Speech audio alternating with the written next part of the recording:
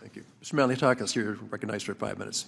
Thank you, Mr. Chairman, and thank you all for being here. I think we, as a committee, have a lot to be proud of, and this year we already passed, as was mentioned, many pro-growth, pro-American business tax policies, including making numerous provisions of the Tax Cut and Jobs Act permanent. But it has already, as you've mentioned and testified to, led to significant investment, job creation, and we're excited to see what the big, beautiful bill will bring.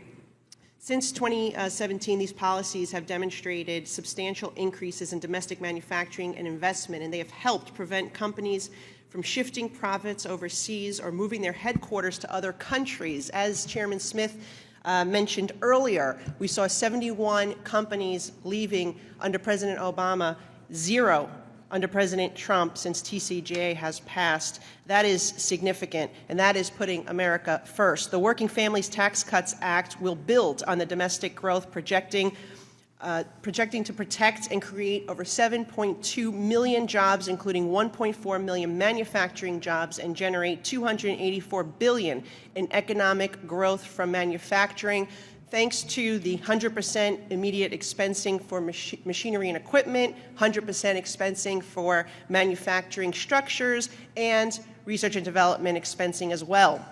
We've already seen, in just the first 11 months of this administration, working with Republican trifecta, we have already seen trillions of dollars in investment in the United States from all sorts of companies: Pfizer, Johnson & Johnson, AstraZeneca, Eli Lilly, Hyundai, Ford, Honda, Meta, Apple, NVIDIA. I can go on and on. These are companies that have each invested tens of billions, if not hundreds of billions of dollars each here in the United States, everything from expanding their workforce to whether it's expanding manufacturing facilities and their capacity to do here, make in America. It is fantastic to see that things are moving in the right direction. As was mentioned by my other colleague, inflation has come down 9.1% high under Joe Biden and Democrat control.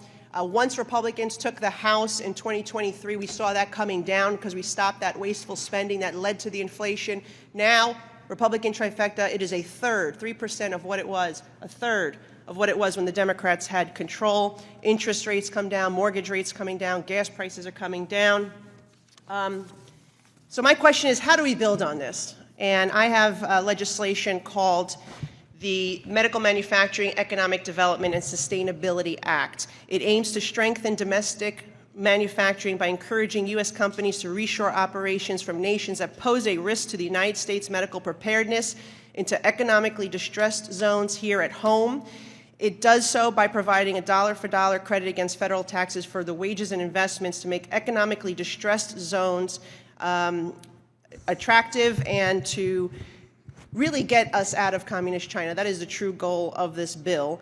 Chairman Brady, how can such incentives attract global investment, and do you see an advantage in customizing these incentives to bring medical manufacturing back from China to distressed communities here? Yes, so I think, Congressman, thank you for your work on tax reform. I hope you enjoyed the process and the outcome in your service here on the committee. So I think COVID pandemic really pulled the curtain back, showed where we were vulnerable. Excuse me, I've got a cold.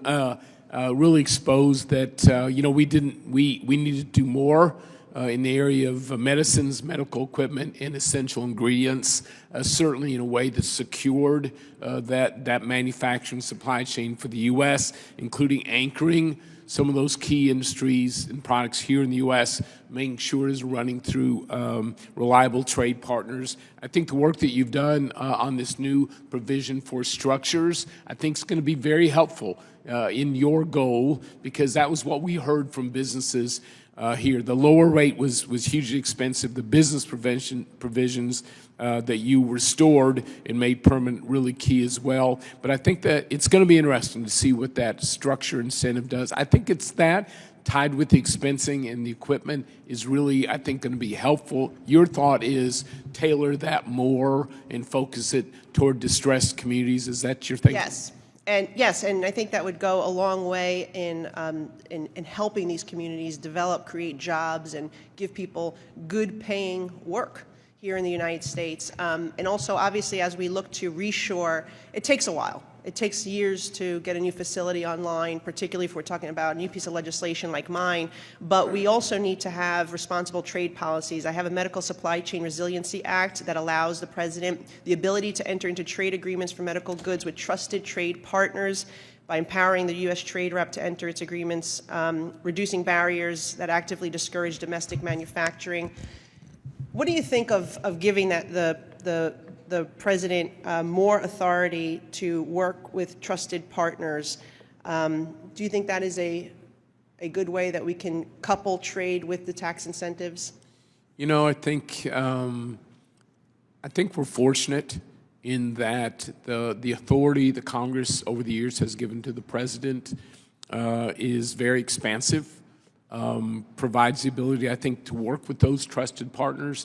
I think, frankly, for affordability, for full supply, for the ability for the U.S. to be competitive in these industries against countries like China and other foreign competitors, I think the trade agreements like USMCA would be a great example of that. But others are really key to those resilient supply chains. And I think there's an opportunity now. I think the whole world understands where the President wants to go in those crucial industries and in products.